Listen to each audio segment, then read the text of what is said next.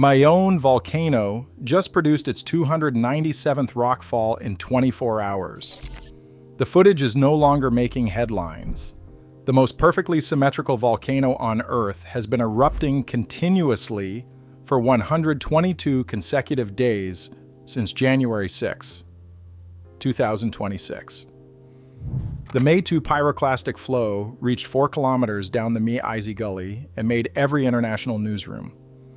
The May 5 collapse-fed flow swept down the same gully and ran across the morning bulletins. Today, 4 days later, the May 7 PHIVOLCS bulletin tells a different story. 297 rockfall events in 24 hours, up from 283 the day before. 10 volcanic earthquakes, including 6 tremor episodes that doubled from 3, with individual quakes lasting up to 34 minutes. 2 pyroclastic density current signals down from 17. A weak 300-meter plume drifting from the crater, lava flows still advancing at 3.8 kilometers in Basud Gully, 3.2 in Bonga Gully, and 1.6 in Mi-isi, exactly where they were on the day of the May 2 explosion. This is the volcano whose 1,814 eruption buried the town of Kagsawa under 9 meters of ash and killed roughly 1,200 people in a single afternoon.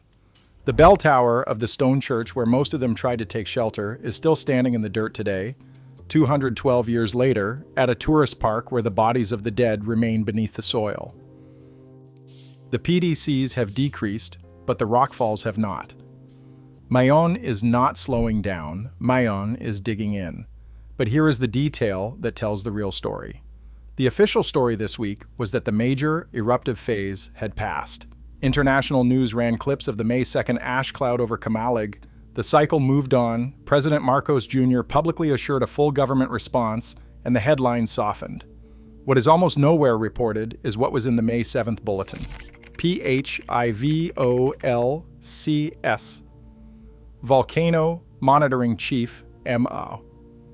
Antonia Bornas summarized the latest 24-hour observation in the same way she had summarized the May 5th PDC. There was no change in the overall monitoring parameters.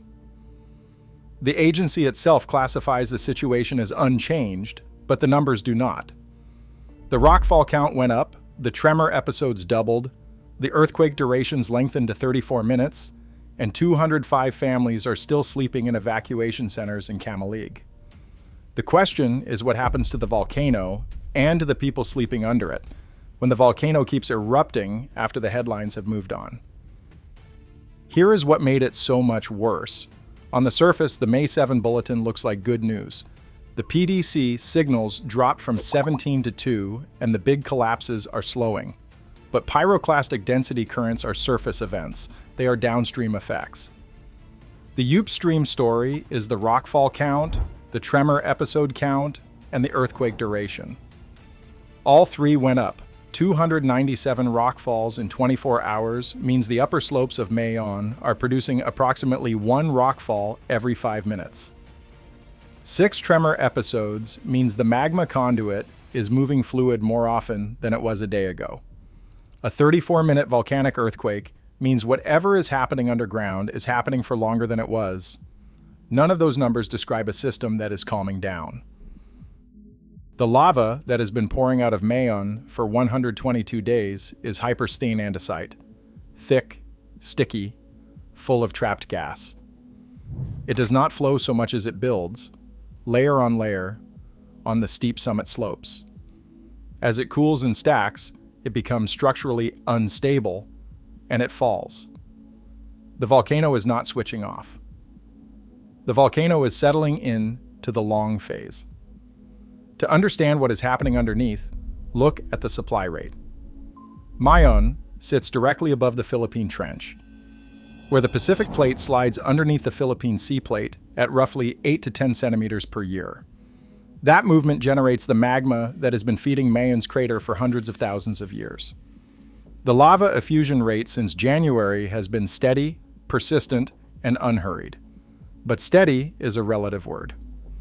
In April, the volcano produced an average of 148 rockfalls per day. The May 7 bulletin alone recorded 297 in 24 hours. The rate has roughly doubled. The eruption is not winding down, it is consolidating. The volcano that produced the 1814 eruption did not erupt in a single dramatic event. It erupted slowly, building pressure for weeks before releasing. The Kagsawa villagers had been watching it for weeks. They thought it would stop. It did not stop. Here is what is not making most headlines. There are 205 families sleeping on the floor of a public gymnasium in Camalig, Albay tonight. They have been there since May 2 PDC, and they are not in the news anymore. The mayor of Camalig, Carlos Baldo, told dzBB radio on May 7th that the ash on the trees might be washed away by rain, but the ash on the roads cannot be removed easily. He used the Filipino word makapal, thick.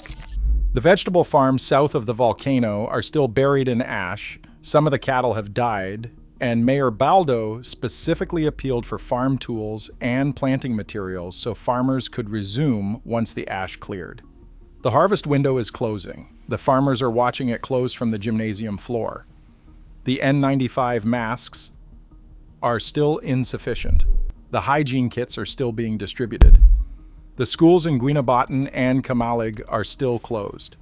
The DPWH road clearing crews are still working, but the ash on the roads, in Mayor Baldo's words, is medyo makapal, quite thick, 2 inches in some areas, 3 in others, manual labor only. There is a town in Albay called Kagsawa. It does not exist anymore. On February 1st, 1814, Mayon produced a magnitude 4 eruption. An ash column climbed 50 kilometers into the sky. Then the column collapsed. A pyroclastic flow rolled down the southern flank and hit the town at full speed. Hundreds of villagers ran into the stone Catholic church, believing the walls would protect them. The entire town was buried under 9 meters of ash. The bell tower, the highest point in the village, was the only structure tall enough to keep its top above the ash line. It is still there today, 212 years later, sticking out of the ground. The death toll is estimated at 1,200. Most of the bodies were never recovered. They are still beneath the soil, beneath the volcanic ash, beneath the picnic tables of a tourist park. 205 families currently in the Camalig Evacuation Center are watching the same volcano that buried Kagsawa on the same flank with the same lava type in the same prevailing wind direction. The volcano has not exploded in 122 days, but it has also not stopped, and it is still not over.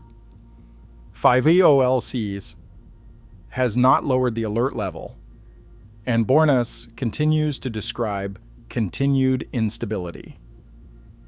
The question is not whether Mayon will produce another pyroclastic flow. It probably will. The question is not whether the May 2nd event was the climax. The May 7th numbers do not yet say.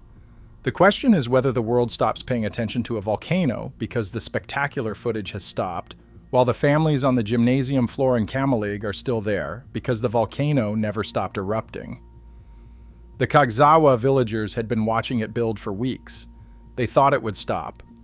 The Kagsawa bell tower is still in the dirt, and so is the next harvest. The Kagsawa bell tower is still standing in the dirt, where it has been for 212 years. The lava is still advancing in 3 gullies, and the ash is still on the roads in Camalig where the cars have stopped driving, and on day 122, the rockfall count went up again. If this story is worth telling, subscribe. We cover more of these every week.